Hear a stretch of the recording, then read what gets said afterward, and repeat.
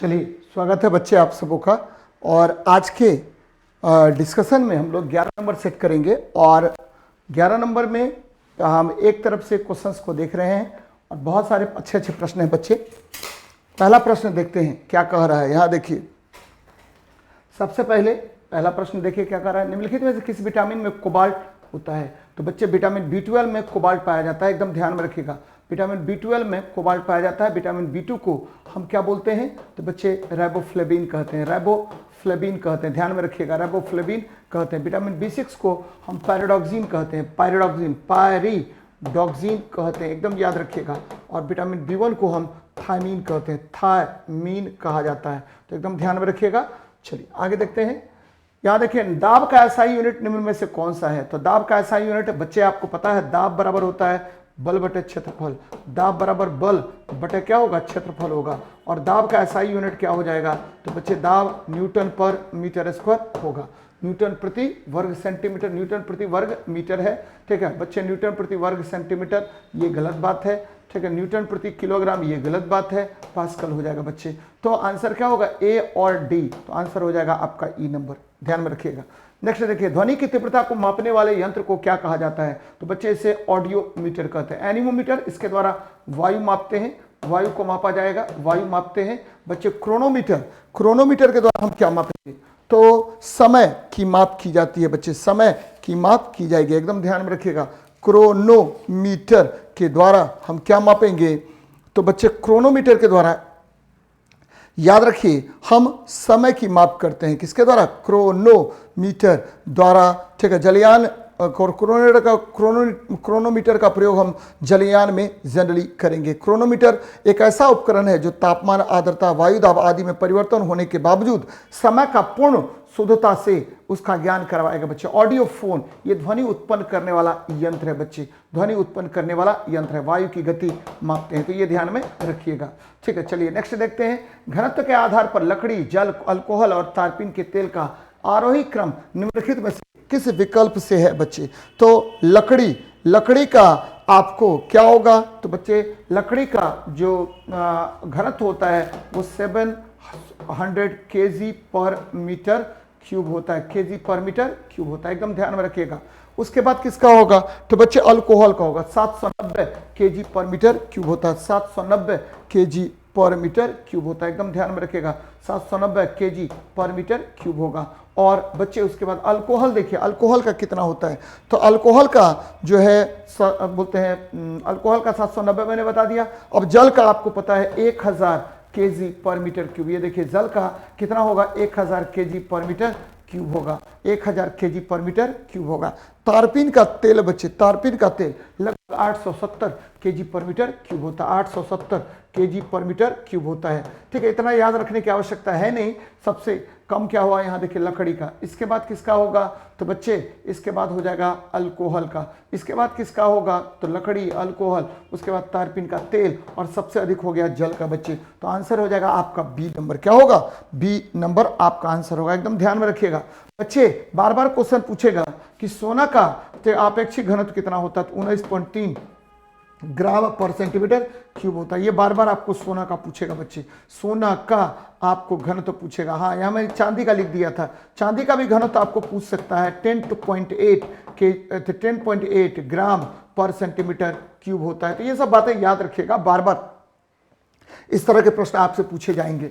चलिए, जीवन की सबसे छोटी इकाई का नाम सेल है। यह सर्वप्रथम किसके द्वारा खोजा गया था? तो रॉबर्ट हुक के द्वारा, रॉबर्ट हुक के द्वारा, ध्यान में रखिएगा बच्चे, ठीक है। जीवित कोशिका खोजने का प्रयास किया था किसने? तो आपको एंटोन वॉन लुएनहॉक ने। लेकिन निर्जीव पदार्थ में, ठीक है, कोशिका खोजने का प्रयास किया था किसने? तो बच्चे रॉबर्ट हुक ने, एकदम ध्यान में रखिएगा, रॉबर्ट हुक ने किया था। तो ये बातें याद रखनी चाहिए। रॉबर्ट ब्राउन ने, ठीक है, आपको केंद्रक की खोज की थी बच्चे, केंद्रक की खोज की थी। और आपको पुरकिंजे ने कहा था कि ओमनिस सेलुला इस सेलुला, बच्चे एकदम ध्यान में रखिएगा।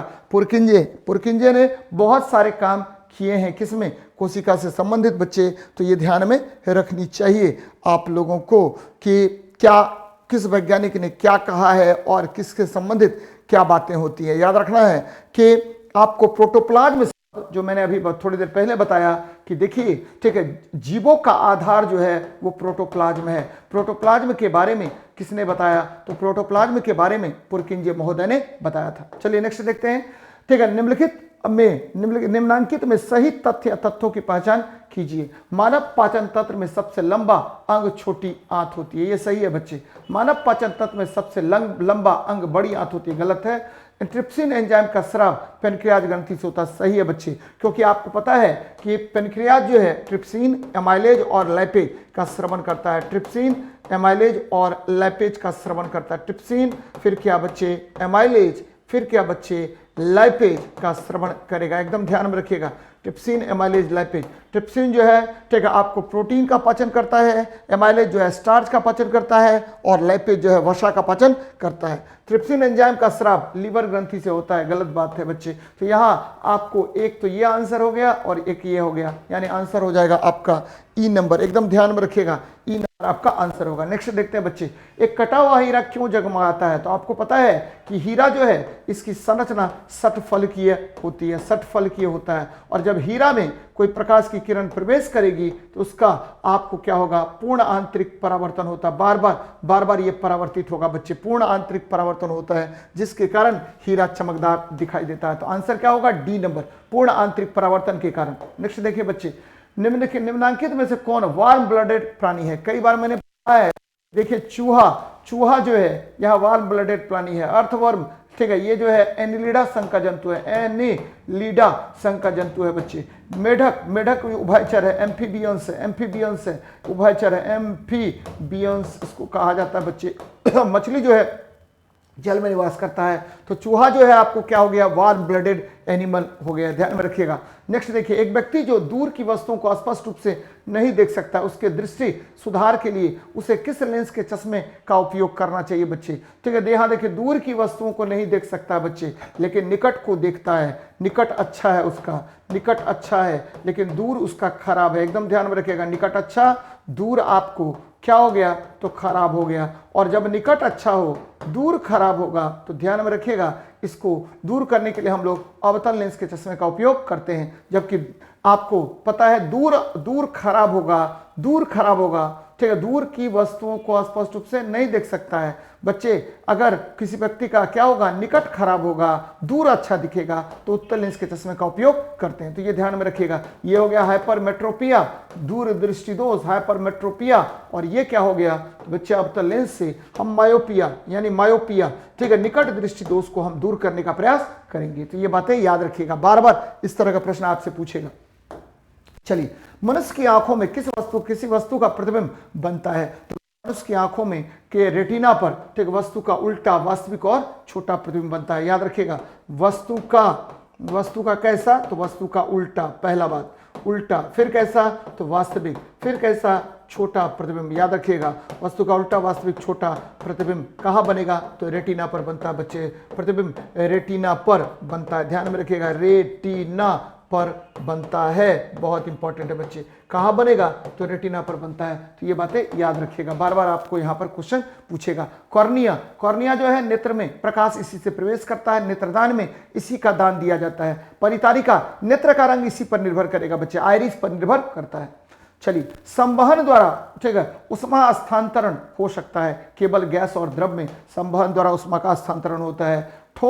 ठोस और पारा में, याद रखिए बच्चे, ठोस और पारा में, ठीक है, आपको उष्मा का स्थानांतरण ठोस और पारा में उष्मा का स्थानांतरण चालन विधि द्वारा होता है, चालन विधि द्वारा होता है। एकदम ध्यान में रखिएगा बच्चे, ठीक है बच्चे। निर्वात में उष्मा का संचरण विकिरण विधि द्वारा होता है। किस विधि द्वारा, विकिरण विधि द्वारा होता है। तो ये बातें याद रखिएगा, बार बार आपको क्वेश्चन पूछेगा। संवहन द्वारा उष्मा स्थानांतरण किस में हो सकता है, तो गैस और द्रव में। नेक्स्ट देखिए, बिजली चमकने से वृक्ष में आग लग सकती है क्योंकि उसमें अत्यधिक मात्रा में क्या होता है, तो बच्चे विद्युत ऊर्जा होता है, यानी आवेश होगा। क्या होगा, तो बहुत अधिक बृहद पैमाने पर इसमें आवेश होता है, जिसके कारण आपको क्या होगा, तो जल जाते हैं पेड़ वगैरह। बच्चे, नाभिकीय ऊर्जा जो है नाभिकीय रिएक्टर से प्राप्त होता है। नाभिकीय रिएक्टर से प्राप्त होगा, एकदम याद रखिएगा, नाभिकीय रिएक्टर से यह प्राप्त होता है। रासायनिक ऊर्जा, ठीक है, आपको बैटरी से प्राप्त होगा, बैटरी से प्राप्त होता है। उष्मीय ऊर्जा, याद रखिएगा, ये आपको थर्मोकपल से प्राप्त होगा या बहुत सारे कारकों से आपको प्राप्त होता है, तो ये ध्यान में रखना है बच्चे आपको। यहाँ देखिए, मानव के गुर्दे निम्नलिखित में से किस प्रणाली के अंग है बच्चे? तो एक्सक्रीशन, एक्सक्रीशन मतलब क्या हुआ? उत्सर्जन, उत्सर्जन तंत्र का यह हिस्सा है, उत्सर्जन तंत्र का यह हिस्सा है बच्चे। रेस्पिरेशन मतलब श्वसन होता है, न्यूट्रिशन मतलब पाचन होता है, ट्रांसपोर्टेशन, ट्रांसपोर्टेशन मतलब परिवहन होता है या परिसंचरण होता है बच्चे। हृदय जो है परिसंचरण तंत्र का हिस्सा है। रेस्पिरेशन, आपको फेफड़ा जो है रेस्पिरेशन का हिस्सा है बच्चे। न्यूट्रिशन, आपका पेट जो है, आमाशय, छोटी आंत, बड़ी आंत, ये सब जो है, ये सब आपको न्यूट्रिशन का हिस्सा है, तो ये ध्यान में आपको रखनी चाहिए। बार बार यहां से प्रश्न आपको पूछेगा। निम्नलिखित में से कौन जीवाश्म ईंधन है बच्चे? जीवाश्म ईंधन है, यहां देखिए ईथर, ईथर ईंधन नहीं है बच्चे। वाटर गैस, ये भी प्राकृतिक गैस आपको जीवाश्म ईंधन की श्रेणी में रखा जाता है। प्राकृतिक गैस को हम किस श्रेणी में रखेंगे? तो जीवाश्म ईंधन की श्रेणी में रखेंगे। वाटर क्या होता है बच्चे? तो जब आपको पता है कि लाल तत्व कोयले पर हम क्या करेंगे, तो जलवाष्प प्रवाहित करते हैं, लाल तत्व कोयले पर जलवाष्प प्रवाहित करते हैं, तो वाटर गैस का निर्माण होता है बच्चे। अल्कोहल जो है ये इथाइल अल्कोहल होता है, C2H5OH होता है, इथाइल अल्कोहल होता है, और ये जो है आपको शराब के रूप में उपयोगी होता है, तो ये ध्यान में रखिएगा। इथर जो है ये क्या होता है? C2H5O, C2H5 होता है बच्चे, डाइथाइल ईथर बोलते हैं, और इसका उपयोग जो है आपको किस में करते हैं? तो ठीक है, बेहोशी की दवा में करेंगे, एनेस्थेसिया में किया जाता है। चलिए नेक्स्ट देखिए, गैस क्या है बच्चे? तो यहाँ देखिए, हाइड्रोजन पेरोक्साइड, इसका उपयोग हम लोग ऑक्सीकारक में करते हैं। नाइट्रस ऑक्साइड आपका हास्य गैस है, N2O कहा जाता है इसको। कार्बन मोनोऑक्साइड CO होता है। सल्फर डाइऑक्साइड, ये आपको क्या करेगा? तो अम्लीय वर्षा उत्पन्न करने का काम करता है, तो ध्यान में रखिएगा। नेक्स्ट देखते हैं बच्चे, फंक ने निम्नलिखित में से किसका आविष्कार किया था? तो बच्चे फंक ने आपको आविष्कार किया था, ठीक है, आपको फंक ने, ठीक है, किसी चीज का आविष्कार नहीं किया था, इन्होंने विटामिन का नाम दिया था बच्चे, विटामिन का नाम दिया था, विटामिन का नाम दिया था किसने? तो फंक ने दिया था, याद रखना बच्चे। यहां पर देख लीजिए, कोई है ऑप्शन में? तो नहीं है ऑप्शन में, कोई भी आपको ऑप्शन में नहीं है, ध्यान में रखिएगा। फंक जो है विटामिन का नाम दिए थे, विटामिन का नाम सबसे पहले किसने दिया था? तो फंक नामक वैज्ञानिक ने दिया था बच्चे, एकदम ध्यान में रखिएगा। फंक ने विटामिन का नाम दिया था। यहां पर कोई ऑप्शन आपको नहीं मिल रहा, इसलिए आंसर हो जाएगा ई नंबर बच्चे। एंजाइम या हार्मोन, एंजाइम जो है ये किससे निकलता है? बहिस्रावी ग्रंथि से, बहिस्रावी ग्रंथि से निकलेगा। कौन? तो आपको एंजाइम निकलता है, जबकि हार्मोन जो है अंतःस्रावी ग्रंथि से निकलता है, अंतःस्रावी ग्रंथि से निकलता है, एकदम ध्यान में रखिएगा, अंतःस्रावी ग्रंथि से निकलता है। वसा जो है, वसा आपको ट्राइग्लिसराइड का बना होता है। प्रोटीन, प्रोटीन इसका बना होता है, तो प्रोटीन बना होता है कार्बन, हाइड्रोजन, ऑक्सीजन और नाइट्रोजन के बने होते हैं। कार्बन, हाइड्रोजन, ऑक्सीजन और नाइट्रोजन के बने होते हैं, तो ये ध्यान में रखिएगा बच्चे। चलिए, एंथोफोबिया, एंथोफोबिया किसके कारण होता है? तो पुष्पों, एंथोफोबिया डर होता है बच्चे। ये एंथोफोबिया मतलब क्या हुआ? डर हो गया। और ये किसके कारण होगा? तो आपको, ठीक है, आपको किसके कारण? पुष्पों के कारण। अग्नि के कारण, जो अग्नि के कारण जो डर होता है उसको क्या बोलते हैं? तो बच्चे पायरोफोबिया बोलते हैं, पायरोफोबिया, पायरोफोबिया कहा जाता है, पायरोफोबिया कहा जाता है। कुत्तों के कारण जो डर होता है उसको हम लोग, कुत्तों के कारण जो डर होगा, हाइड्रोफोबिया बच्चे, हाइड्रोफोबिया, जल से डर हो जाता है, हाइड्रोफोबिया कहा जाता है। अब देखिए यहां पर, ठीक है, अगर आपको किससे डर हो जाए, तो बच्चे फोबिया का मतलब होता है क्या? फोबिया का मतलब होता है आपको एक मनोविकार है, किसी पर्टिकुलर चीजों से डर का सामना अगर करना पड़े तो उसे हम फोबिया कहते हैं, तो ध्यान में रखिएगा। एंथोफोबिया का मतलब है पुष्पों से डर। नेक्स्ट देखिए, क्यूसेक, क्यूसेक क्या है? तो प्रवाह की इकाई है बच्चे, प्रवाह की इकाई, यानी आपको द्रवों के प्रवाह की इकाई को हम क्यूसेक में मापते हैं। बाइट क्या है? तो कंप्यूटर की इकाई है। रिटर क्या है? तो भूकंप की तीव्रता मापते हैं। बार क्या है? तो वायुमंडलीय दाब को मापने के लिए हम इसका प्रयोग करते हैं। तो बच्चे क्यूसेक, ये ध्यान में रखिएगा। एक क्यूसेक बराबर कितना होता है? तो एक क्यूसेक बराबर होता है 28.32 लीटर प्रति सेकंड, एकदम ध्यान में रखना बच्चे। एक क्यूसेक बराबर क्या होता है? तो 28.32 लीटर पर सेकेंड होता है। बार बार आपसे क्वेश्चन पूछेगा कि एक क्यूसेक बराबर कितना होता है, एक बार बराबर कितना होता है? तो 10⁵ न्यूटन पर मीटर स्क्वायर या पास्कल होता है बच्चे, ये ध्यान में रखिएगा। एक बाइट बराबर क्या होता है? तो एक बाइट बराबर 8 बिट होता है, 8 बिट होता है, तो ये ध्यान में रखिएगा। तो ए का हो गया 3 नंबर, ए का 3 नंबर बच्चे, ठीक है। 2 का 2 का 4 नंबर, 2 का 4 नंबर, 3 का 2 नंबर, ठीक है, और 4 का 1 नंबर हो गया। तो आंसर हो जाएगा आपका बी नंबर, ध्यान में रखिएगा। नेक्स्ट देखते हैं, बेरी बेरी रोग किसकी वजह से होता है? तो विटामिन बी1 की कमी से, यानी थायमीन की कमी से क्या होगा? बेरी बेरी रोग होता है, एकदम ध्यान में रखिएगा। विटामिन सी एस्कॉर्बिक एसिड होता है और इसकी कमी से स्कर्वी रोग होता है। एस्कॉर्बिक एसिड हो गया बच्चे, और इसकी कमी से स्कर्वी रोग होता है, स्कर्वी रोग होता है। विटामिन ए को हम रेटिनॉल कहते हैं, क्या कहते हैं? रेटिनॉल कहा जाता है, और इसकी कमी से रतौंधी होता है, रतौंधी होता है बच्चे। विटामिन B3, B4 तो नहीं, विटामिन B3 अगर होता तो इसको हम बोलते हैं नियासिन, और इसकी कमी से पेलेग्रा रोग होता है। चलिए नेक्स्ट देखते हैं, यदि पृथ्वी पर पाए जाने वाली वनस्पतियां समाप्त हो जाए तो किस गैस की कमी हो जाएगी? तो ऑक्सीजन की कमी हो जाएगी। बच्चे आपको पता है कि पौधे जो है, ठीक है, प्रकाश संश्लेषण के द्वारा, किसके द्वारा? प्रकाश संश्लेषण के द्वारा आपको अधिकतम मात्रा में क्या करता है? तो कार्बन डाइऑक्साइड का यूज करेगा, और आपको, ठीक है, जल का यूज करेगा, और बृहद परिमाण में ग्लूकोज का निर्माण करता है, और आपको गैस के रूप में ऑक्सीजन गैस बाहर निकालता है बच्चे। और ये ऑक्सीजन गैस जो है आपके वायुमंडल को क्या करता है? तो वायुमंडल के लिए बहुत लाभदायक है बच्चे। लिविंग एयर इसे कहा जाता है। कौन सा एयर कहते हैं? लिविंग एयर कहते हैं। आपके लिए बहुत बहुत उपयोगी होता है, तो ये ध्यान में रखिएगा, बार बार इस तरह का प्रश्न आपसे पूछेगा।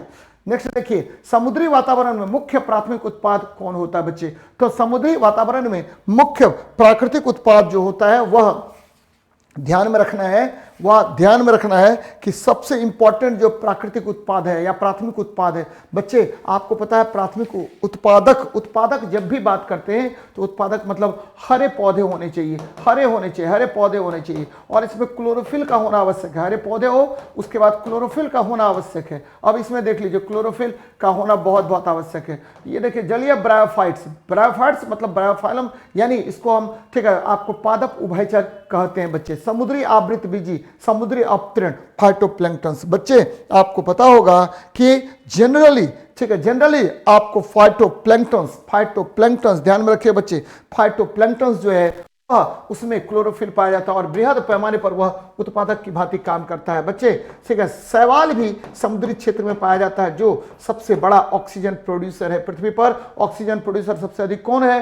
तो आपको यही है बच्चे, तो ये ध्यान में रखिएगा। आगे बढ़ रहे हैं, प्रकाश संश्लेषण के दौरान निकलने वाली गैस कौन होती है? अभी तुरंत हमने कराया है, ऑक्सीजन गैस निकलता है बच्चे। ग्रहण कौन सा होता है? तो कार्बन डाइऑक्साइड ग्रहण किया जाता है। नाइट्रोजन, आप सभी बच्चों को पता होगा कि नाइट्रोजन जो है वह, ठीक है, वह आपको क्या करता है? तो ऑक्सीजन की क्रियाशीलता को कम करता है। क्लोरीन जो है यह प्रमुख हैलोजन में आता है बच्चे।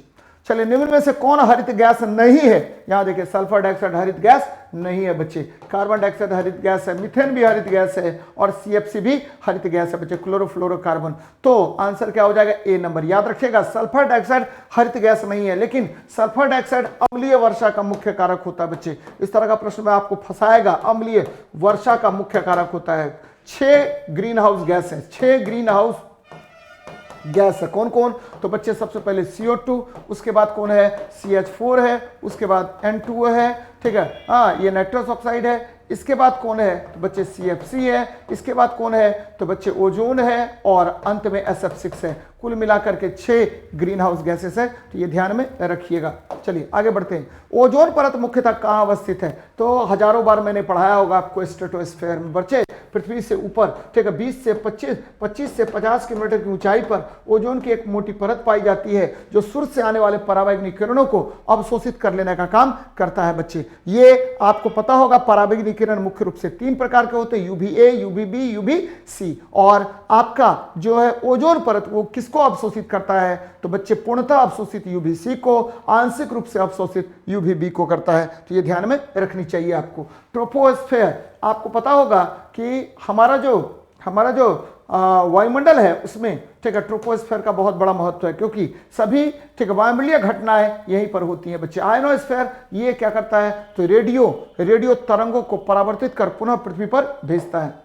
चलिए ओजोन छिद्र के लिए कौन उत्तरदायी है, तो सीएफसी उत्तरदायी है। बच्चे आपको पता होगा कि सीएफसी का मतलब होता है क्लोरोफ्लोरोकार्बन, CCl2, ठीक है, F2 बच्चे, डाइक्लोरो डाइफ्लोरोमीथेन। इसका जो क्लोरीन आयन है ये अत्यधिक क्रियाशील होता है और एक क्लोरीन आयन 1 लाख ओजोन अणुओं को तोड़ देने का काम करता है बच्चे। तो ओजोन छिद्र के लिए उत्तरदायी कौन होता है, सीएफसी। ओजोन परत को मापने की इकाई क्या होती है, डबसन यूनिट। बच्चे ओजोन परत मापते हैं, याद रखिए ओजोन परत मापते हैं किसके द्वारा, तो डबसन इकाई के द्वारा, डबसन यूनिट के द्वारा, ठीक है, डबसन, ठीक है, डबसन इकाई द्वारा मापते हैं, डबसन यूनिट द्वारा इसको मापा जाता है। तो ये ध्यान में रखिएगा, डबसन यूनिट। चलिए अच्छी बात है, आगे बढ़ते हैं। खगोलीय पिंडों के बीच दूरी मापने के एक पार्सेक का मान, ऐसे ही एक इकाई प्रकाश वर्ष के रूप में निम्नलिखित में से कैसे। बच्चे आपको पता है कि सूर्य से पृथ्वी तक जो औसत दूरी है उसको मापने के लिए, सूर्य है आपका और पृथ्वी के बीच औसत दूरी मापने के लिए हम जिस इकाई का प्रयोग करते हैं उसको हम क्या कहते हैं, बच्चे एस्ट्रोनॉमिकल यूनिट कहते हैं। पार्सेक आपको दूरी मापने का सबसे बड़ा इकाई होता है। दूरी मापने का सबसे बड़ा इकाई कौन होगा, तो पार्सेक होगा। और एक पार्सेक बराबर क्या होता है, तो एक पार्सेक बराबर 3.26 लाइट ईयर होता है बच्चे, 3.26 लाइट ईयर होता है, या 3.08 इंटू 10⁻16 मीटर होता है। देखिए कहां पर है, तो एक पार्सेक बराबर 3.26 लाइट ईयर, आपको आंसर हो जाएगा ए नंबर। नेक्स्ट देखिए, निम्नलिखित में से क्रायोबैंक X2 संरक्षण के लिए कौन सी गैस सबसे अधिक उपयुक्त होती है, तो बच्चे नाइट्रोजन गैस होता है। X2 संरक्षण के लिए सबसे इंपॉर्टेंट गैस कौन होगा, तो आपको, ठीक है, सबसे इंपॉर्टेंट गैस होता है नाइट्रोजन। आपको पता होगा बच्चे कि नाइट्रोजन जो है एक तरह से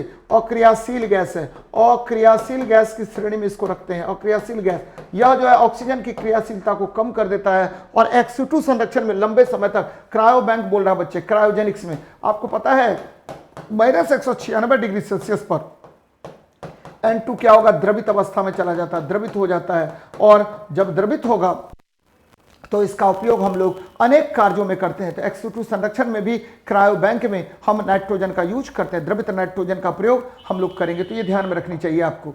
नेक्स्ट देखिए, निम्नलिखित में से कौन सी संस्था पर्यावरण से संबंधित नहीं है, तो पर्यावरण से संबंधित नहीं है भारतीय वन्य जीव संस्थान। ध्यान दीजिए बच्चे, भारतीय वन्य जीव संस्थान, ठीक है, ये संबंधित है। भारतीय सर्वेक्षण विभाग ये संबंधित नहीं है। भारतीय सर्वेक्षण विभाग आपको मैप वगैरह बनाने का काम करता है, ये जो है मैप वगैरह बनाएगा बच्चे, भारतीय सर्वेक्षण विभाग। आर्कियोलॉजिकल डिपार्टमेंट है बच्चे, आर्कियोलॉजिकल डिपार्टमेंट है, आर्कियोलॉजिकल डिपार्टमेंट है, ये आपको पर्यावरण से संबंधित नहीं है। भारतीय सर्वेक्षण विभाग विज्ञान और प्रौद्योगिकी विभाग के अधीन राष्ट्रीय सर्वेक्षण और मानचित्रण के लिए उत्तरदायी होता है बच्चे। तो ये ध्यान में रखना है आपको। यहां देखिए, रेड ब्लड सेल्स ये क्या होगा, तो रेड ब्लड सेल्स आपको पता है एरिथ्रोसाइट्स होगा। व्हाइट ब्लड सेल्स क्या होगा, तो बच्चे ल्यूकोसाइट्स होगा। प्लाज्मा खून का, ठीक है, अवयव या तरल होगा। और प्लेटलेट्स थ्रोम्बोसाइट्स होगा बच्चे, थ्रोम्बोसाइट्स होगा। तो ये ध्यान में रखनी चाहिए आपको, ध्यान में रखिए। रेड ब्लड सेल्स आरबीसी है बच्चे, क्या है, आरबीसी है, एकदम ध्यान में रखिएगा। हाँ, एरिथ्रोसाइट्स बच्चे। अगर आरबीसी की संख्या आपको बढ़ गई, तो आरबीसी की संख्या बढ़ गई तो मैंने कई बार बताया है पॉलीसीथेमिया हो जाता है, पॉलीसीथेमिया हो जाता है, पॉलीसेथेमिया रोग हो जाता है, एकदम ध्यान में रखिएगा, पॉलीसेथेमिया रोग हो जाता है। और डब्ल्यूबीसी की संख्या अगर बढ़ जाएगी तो आपको हो जाता है ल्यूकेमिया हो जाता है, ल्यूकेमिया रोग हो जाता है। तो एकदम ध्यान में रखिएगा बच्चे। रेड ब्लड सेल्स जो है उसका क्या हुआ, तो बच्चे एरिथ्रोसाइट्स हो गया। व्हाइट ब्लड सेल्स जो है ल्यूकोसाइट्स हो गया। प्लाज्मा खून का तरल अवयव हो गया। और प्लेटलेट्स जो है वह क्या होगा, तो थ्रोम्बोसाइट्स हो गया, तो ये ध्यान में रखना चाहिए आपको। एक का 4 नंबर, तो आंसर क्या होगा आपका, बी नंबर होगा। एकदम ध्यान में रखना बच्चे, आंसर क्या होगा, बी नंबर हो जाएगा। नेक्स्ट देखते हैं, तरल वायु में नाइट्रोजन, तरल ऑक्सीजन, तरल ऑर्गन एवं तरल नाइट्रोजन के क्वथनांक के आधार पर इन्हें आरोही क्रम में व्यक्त करें बच्चे। तो आपको पता है नाइट्रोजन का कितना होता है, तो -196 डिग्री सेल्सियस, ठीक है। ऑक्सीजन का कितना होता है, तो -186 डिग्री सेल्सियस, ठीक है बच्चे। आर्गन का -183 डिग्री सेल्सियस के आसपास होनी चाहिए बच्चे, -183 डिग्री सेल्सियस के आसपास होनी चाहिए। इसका हो गया 183, इसका हो गया 186 डिग्री सेल्सियस। तो बच्चे अब देखिए, नाइट्रोजन -196 डिग्री सेल्सियस, तो तरल वायु में जब नाइट्रोजन को आप तरल में बदलेंगे तो -196 डिग्री सेल्सियस पर ले जाना पड़ेगा, तभी नाइट्रोजन तरल में बदलेगा। ऑक्सीजन -183 डिग्री सेल्सियस और ऑर्गन जो है वो -186 डिग्री सेल्सियस। अब कह रहा अवरोही क्रम में आप व्यक्त करें। नाइट्रोजन सबसे कम तापमान पर, उसके बाद आर्गन, उसके बाद ऑक्सीजन बच्चे, उसके बाद ऑक्सीजन, क्योंकि -196, ठीक है। फिर देखिए क्या आ जाएगा, -186, फिर देखिए -183 डिग्री सेल्सियस। तो ये ध्यान में रखिएगा, बी नंबर होगा। बच्चे आपको पता होनी चाहिए कि वायुमंडल में नाइट्रोजन 78% की मात्रा में पाया जाता है, ऑर्गन 0.9% और ऑक्सीजन आपको तो 21% की मात्रा में पाया जाता है। चलिए, निम्नलिखित खाद्य श्रृंखला में शेर को प्राप्त मात्रा की गणना करें यदि पौधे पर 20,000 जूल ऊर्जा, ठीक है, होता है। बच्चे यहां देखिए, यहां अगर 20,000 जूल एनर्जी, ठीक है, आपको गिरेगा तो हिरण पर कितना होगा, इसका 10% निकाल लीजिए, कितना हो गया, तो बच्चे 2000 हो गया। फिर इसका 10% निकालिए तो 200 जूल हो जाएगा। तो देखिए 200 जूल है, तो आंसर हो जाएगा आपका बी नंबर। ध्यान दीजिएगा, कौन सा होगा, बी नंबर हो जाएगा। फिर से रिपीट कर रहे हैं बच्चे, क्या कारण, निम्नलिखित खाद्य श्रृंखला शेर से प्राप्त, ठीक है, प्राप्त ऊर्जा की मात्रा की गणना करें यदि पौधे पर सूर्य का, पौधे पर वो पौधे पर ही सूर्य का गणना कर रहा है बच्चे, पौधे पर सूर्य का प्रकाश गिर रहा है, ठीक है। यहां देखिए पौधा ये गिरा ना, तो आपको पता है कि पौधे पर सूर्य का प्रकाश गिर रहा है, कितना, तो 20,000 जूल गिर रहा है। और बच्चे आपको पता होगा कि 20,000 जूल जब इस पर गिरेगा तो इसका केवल और केवल, ध्यान दीजिएगा, केवल और केवल 1% ऊर्जा ही यूज किया जाता है, किसके द्वारा, पादप के द्वारा। सूर्य के कुल ऊर्जा का केवल 1% ऊर्जा ही पौधे द्वारा आपको परिवर्तित किया जाता है। तो यहां देखिए 20,000 जूल है ना, 20,000 जूल है, 20,000 जूल है, इसका 1% निकाल लीजिए बच्चे, 1/100, ये सुनना कट गया, क्या बच्चा, 200 जूल बचा। यानी ग्रहण किया किसने, तो पौधे ने ग्रहण किया 200 जूल। अब इसका 10% किसमें आया, हिरण में बच्चे, तो इसका 10% हिरण में, 10 बटे क्या कीजिए 100 कर लीजिए, तो बच्चे ये कट गया, ये कट गया, यानी 20 हो गया। 20 जूल किसने ग्रहण किया, हिरण ने।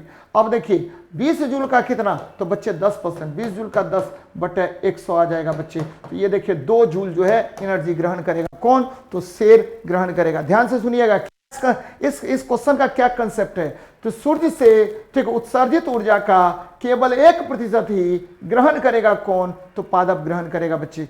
सूर्य से, ठीक है, आपको ऊर्जा का केवल 1% ही ग्रहण करेगा, कौन, पादप ग्रहण करेगा। तो ये कंसेप्ट ध्यान में रखिएगा। उसके बाद जो है, ठीक, उत्पादक, उपभोक्ता, ये सब जो है वो लगभग कितना परसेंट बच्चे, तो 10% की मात्रा में ग्रहण करना प्रारंभ करेगा। चलिए, निम्नलिखित में से कौन जैव निम्नीकरणीय है बच्चे, तो यहां देखिए जैव निम्नीकरणीय, प्लास्टिक जैव निम्नीकरणीय नहीं होगा, रबड़ जैव निम्नीकरणीय, अगर ये आइसोप्रीन है तब तो ये जैव निम्नीकरणीय होगा, लेकिन अगर आइसोप्रीन नहीं है तो ये जैव निम्नीकरणीय नहीं होगा बच्चे। तो रबड़ जो है ये आपको क्या होता है, तो आइसोप्रीन का बहुलक होता है, आइसोप्रीन का बहुलक होता है, और यही आपको क्या होगा, तो बायोडिग्रेडेबल होगा बच्चे, बायोडिग्रेडेबल होगा बच्चे, एकदम ध्यान में रखिएगा। और पारा नहीं होगा, पॉलीथीन नहीं होगा, प्लास्टिक नहीं होगा। पॉलीथीन, ठीक, आपको इथीन का बहुलक है, पारा क्या है, तो एकमात्र द्रव धातु है। प्लास्टिक, बहुत सारी चीजों का प्लास्टिक बना होता है बच्चे।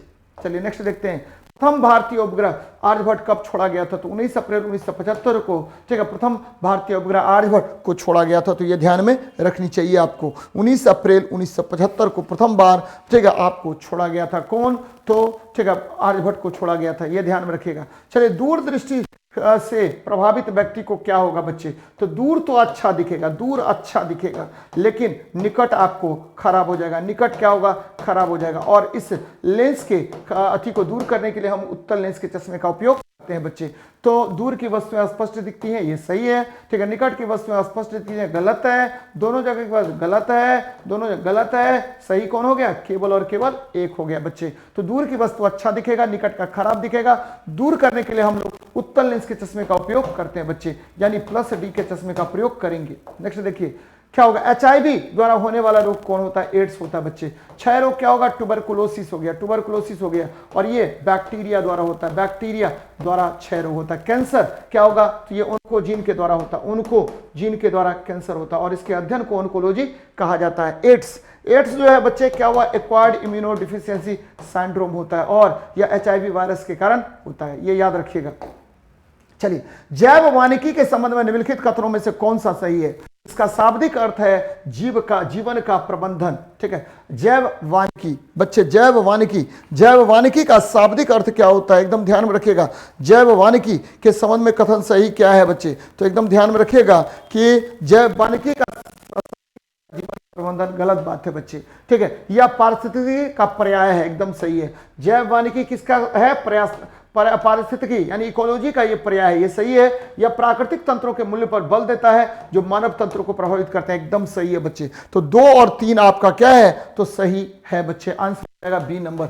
ध्यान में रखिएगा जैव वानिकी का क्या अर्थ होता है, तो आपको ठीक है ऐसे पारिस्थितिकी तंत्र का विकास करना जो जीवों को प्रत्यक्ष या अप्रत्यक्ष रूप से प्रभावित करते हो, यानी ऐसे वनतंत्र का विकास करना जो किसी न किसी अर्थ में आपको इकोलॉजिकल वैल्यूज को बढ़ाने का काम करता है बच्चे। तो याद रखना 2 और 3 आपका आंसर होगा। नेक्स्ट देखिए, परमाणु के नाभिक में निम्न में से कौन सा कण होता है? तो परमाणु के नाभिक में प्रोटॉन तथा न्यूट्रॉन पाए जाते हैं। यहां देखिए न्यूट्रॉन और प्रोटॉन परमाणु के नाभिक में होगा, वह कक्षा में इलेक्ट्रॉन चक्कर लगाता रहता है। तो ये आज का क्लास है बच्चे, बहुत बहुत आप लोगों का धन्यवाद। लगातार जुड़िए और सफलता के करीब पहुंचने के लिए जुड़ना तो पड़ेगा बच्चे। रुक्मिणी प्रकाशन लगातार आपकी सफलता के लिए प्रयासरत है बच्चे। खूब मन से मेहनत कीजिए, लगातार जुड़े हुए रहिए। मिलते हैं नेक्स्ट क्लास में। जय हिंद, जय भारत।